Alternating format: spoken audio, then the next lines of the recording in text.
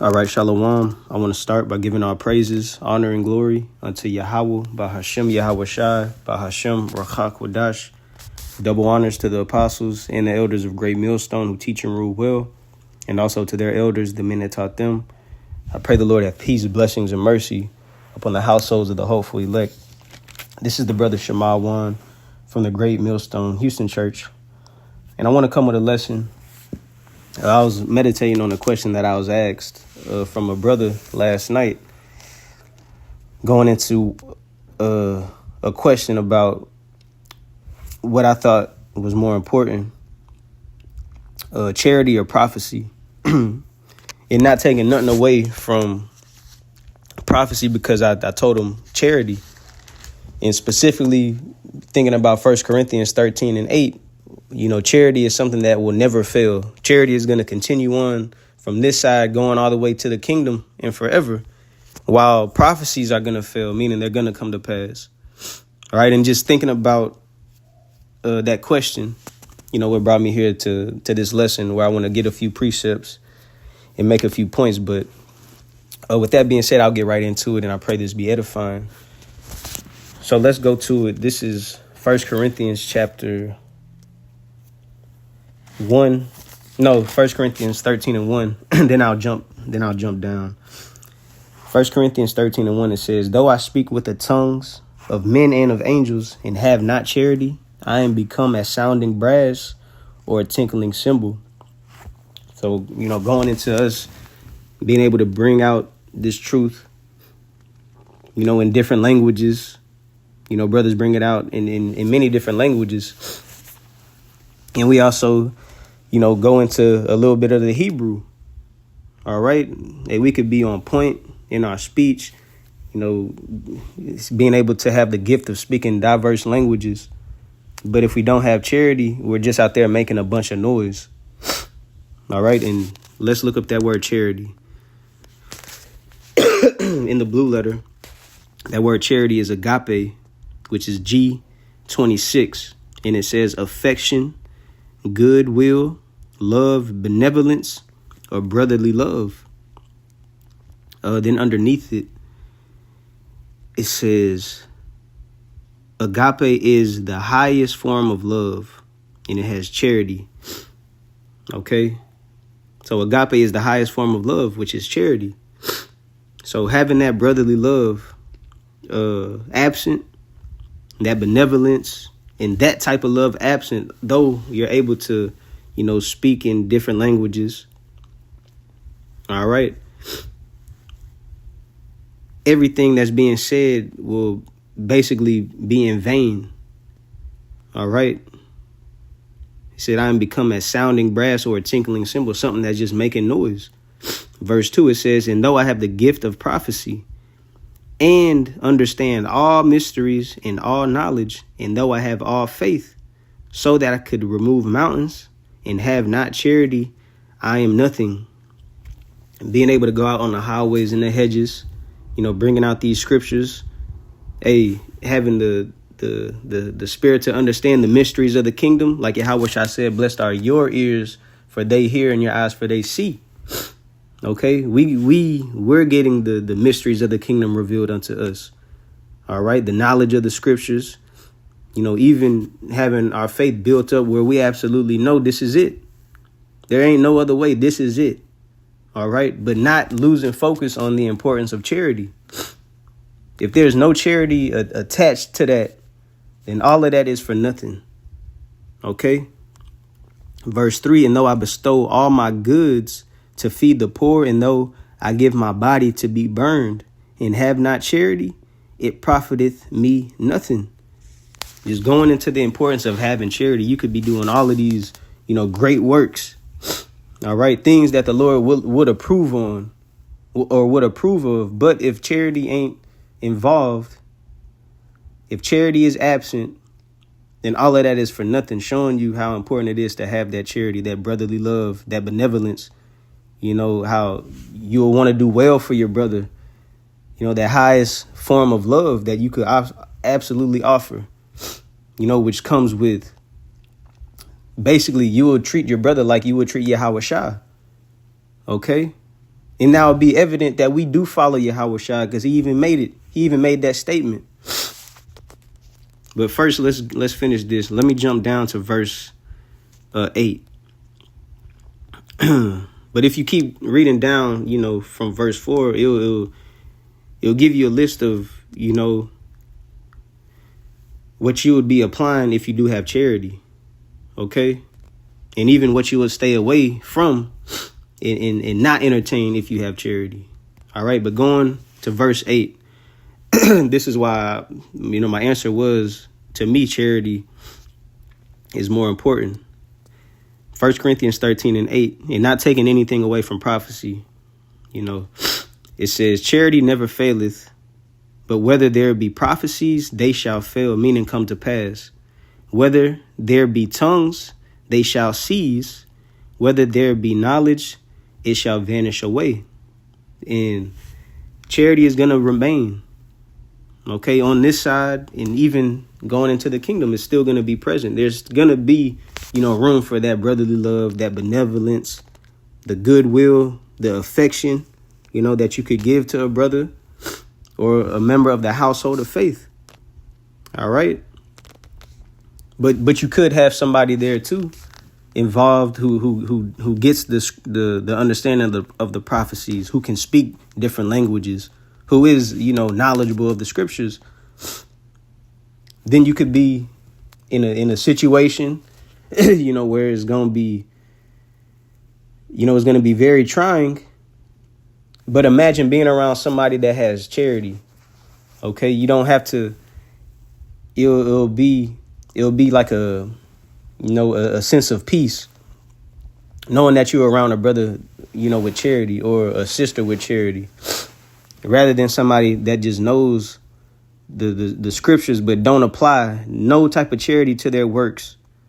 All right, for instance, like Ananias and Sapphira, for instance, they was amongst the body, but they held back from having that brotherly love, perfect, because they fucking lied when they didn't have to.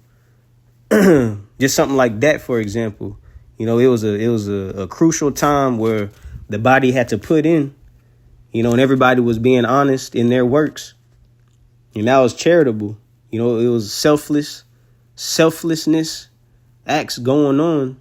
Then you got Hananiah and Sapphira who held back. that charity wasn't on point, because the way that they handled that situation, they lied when it was a time. Just be honest. It's just thinking about that account. But they could have had faith in Yahweh Shai and did all this, but due to them lacking charity, look at what happened. Okay, just using that for an example. That benevolence, the goodwill, the love, that affection, that brotherly love, it wasn't sound. It wasn't right. All right. But jumping, I already read verse 8. It says, again, 1 Corinthians 13:8, charity never faileth. It will never run out. Okay. But whether there will be prophecies, they shall fail. Okay. The prophecies are going to come to pass. And major prophecy to come is the famine of hearing the word. All right.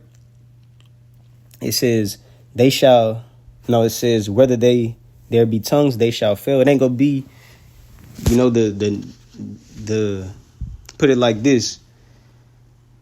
Being able to post lessons, speaking in different languages and teaching the word is very important. Very, very, very important. Much edification can come out. All right. But say the individual teaching, and that has the spirit to teach in different languages, and even has all of this knowledge of the scriptures, but don't apply the brotherly love. You're not looking at, this individual who has faith in the Lord as, a true brother, or Yahweh Shai himself. The goodwill that could be done is not. The affection that could be, it won't be, if charity is not included. Okay, where you're going to treat an individual absolutely like you would want to be treated yourself. Charity allows that to happen. And mind you, that's something that Yahweh Shah told us to pay attention to. Real quick. Where is that? This is Matthew chapter 7. Matthew chapter 7 and verse 12. Let me read it in the NLT. Hold up. All right, Matthew chapter 7 and 12 in the NLT. It says, do to others whatever you would like them to do to you. This is the essence of all that is taught in the law and the prophets. All right. And if charity is involved, guess what? That agape, the highest form of love, will be displayed where, guess what? You're going to do unto your brother how you would want to be treated. You ain't finna shortchange your brother. You ain't finna fucking lie to your brother. You're not finna deal ill with your brother. You know, to the best of your ability, we're going to apply the scriptures. All right, where we're going to want to deal fairly with our brothers as if, you know, that's how we would want to be treated. You know, and if so, we won't be considered a hypocrite. You know, being mindful of that. Yahweh Shah don't fuck with hypocrites. He let us know that. So dealing honestly, you know, and fairly and uprightly. And it says, therefore, I'm going to read it in the KJV. Matthew 7 and 12. Therefore, all things whatsoever ye would. So no matter what it is, whatsoever ye would that men should do to you. So however you would want to be dealt with in any situation, that's how we ought to deal with men likewise. It says, do ye even so to them, for this is the law and the prophets. That's how important it is.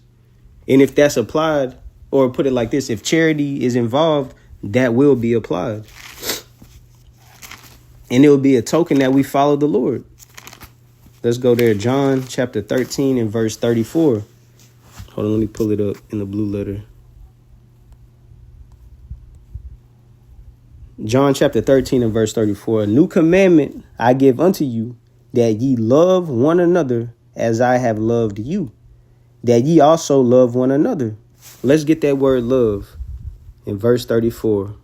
First, it says, a new commandment I give unto you. And that word new in the blue letter goes into kainos, which is G2537. And it means to make fresh. Okay. It says new, recently made, fresh, recent, unused, of a new kind, unprecedented, uncommon. And that's what it goes into, its context. This isn't a literal new commandment from the Lord. No, you know, hey, that love that the Lord, that the love that the Lord wants to see amongst the body, he had to put emphasis on it because, you know, that can't be watered down or downplayed at all. Okay. So the Lord was just putting emphasis on that, you know, bringing it up again, making it afresh. Okay. Focusing on what he just said, that ye love one another as I have loved you, that ye also love one another. Let's go to that word love now. That word love is agapeo, Strong's G25, agapeo. And hold up. Yeah, okay, that's similar to agape. Okay, but this is agapeo. And it says of persons to welcome, to entertain, to be fond of, to love dearly, to be well pleased, to be contented at or with a thing. So that's the type of love the Lord expects from us. Okay, I'll read it through. John 13 and 34, a new commandment I give unto you, that ye love one another as I have loved you, that ye also love one another. And the point being, verse 35, by this shall all men know that ye are my disciples, if ye have love one to another. And being a disciple of the Lord is someone who follows the Lord, you know, to learn from the Lord. Hold up. Yeah, it goes into a learner. Okay, a learner, somebody who learns from the Lord. It will be made evident if we do have that type of affection, okay, towards one another, that we learn from the Lord. Hey, we follow the Lord too. All right. But just going into those thoughts, what stems from charity. Matter of fact, last precept, because it tells us that it's the bond in so many words. Hold up. Colossians, the 3rd chapter, I believe. Colossians 3:14. And mind you, let's start at verse 12 because it tells us, putting on therefore as the elect. So individuals that the Lord, selected and chose, the best out of the class of Israel, the best out of the nation. That's what the elect are, okay? Matter of fact, yeah, let's read it and I'll look up a word. Colossians 3:12, it says, put on therefore as the elect of the Most High, holy and beloved, bowels of mercies, kindness, humbleness of mind, meekness, long suffering. But that word elect in the blue letter is G1588, eklektos. And it says picked out or chosen by the Most High to obtain salvation through Hamashiach. Also, it says choice or select the best of its kind or class. So right there, the best of its kind or class. So it says putting on as the elect. So these qualities being applied, all right, and put into effect and use. This would be an indication that we could potentially be a part of the Lord's elect if we apply these things. So verse 13, it says, forbearing one another and forgiving one another, if any man have a quarrel against any, even as Hamashiach forgave you, so also do ye. And that's treating others how we want to be treated. Yahweh Shah told us that. But here's the point, verse 14. Going back to charity, it says, and above all these things, all those qualities that were just listed, it says, above all these things, put on charity, which is the bond of perfectness. Charity is the bond of perfectness. And that word bond, it goes into, just real quick, G4886. It says that which binds together. Okay, that which binds together, of ligaments by which the members of the human body are united together. And in a spiritual sense, that's what charity does. It holds everything together. All right, so you could have all of these great works and these attributes that you could put on as the elect, but charity is what holds it all together. So at the end of the day, having that agape, that type of the highest, when it comes to affection and benevolence and the doing towards a brother or a sister or any member of the household of faith, that's going to be different. You're going to deal, one, with fear and wisely, okay? Because if charity ain't included, none of our works fucking matter. As the scriptures let us know, you could have all of those works, but having charity absent, it means nothing. And speaking to myself first and foremost, just thinking about Yahweh Shah made an emphasis on, how we ought to deal with one another honestly, treat how you want to be treated, treat others. Then also, making it known how it's important to love our brothers, how the Lord loved us. And the Lord ain't never dealt with us, in a dishonest way. The Lord ain't never dealt with us, in an ill manner. All right. But I'll end it there. I pray this lesson was edifying to the Lord's elect. Until the next time I say shalom.